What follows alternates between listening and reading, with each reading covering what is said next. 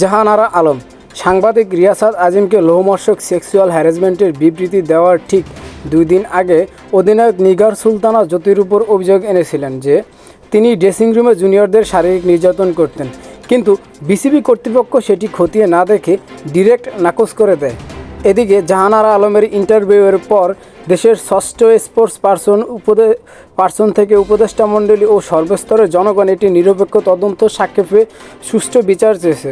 অন্যান্য যেসব মেয়েরা ভুক্তভোগী শিকার হয়েছে তাদেরকে সাহসিকতার সহিত সত্য প্রকাশ করতে অনুরোধ করেছেন তামিম ইকবাল। তিনি জানিয়েছেন, মেয়েদের যে কোনো বিপদ ও প্রতিকূল পরিবেশে তিনি তাদের পাশে থাকবেন। এছাড়াও তামিম ইকবাল ও সাবেক ফুটবলার আমিনুল ইসলাম রাষ্ট্রীয় নিরপেক্ষ তদন্ত করার জন্য সুপারিশ করেছেন, কেননা বিসিবি এটির সুষ্ঠু তদন্ত করতে পারবে কি না তাদের সন্দেহ রয়েছে।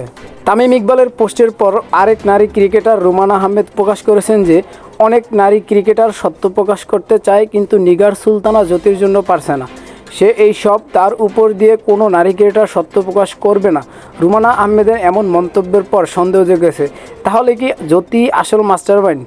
সুষ্ঠু তদন্ত হলে বাকি সত্যতা জানা যাবে। আসলে ভাই, দিন শেষে একটা কথাই বলবো, ভাই দিন শেষে কেউ মৃত মানুষকে নিয়ে মিথ্যা কথা বলে না। আর মঞ্জুরুল ইসলাম যদি সত্যিই দোষী হয়ে থাকেন তাহলে আমরা অবশ্যই তার শাস্তির দাবি করি।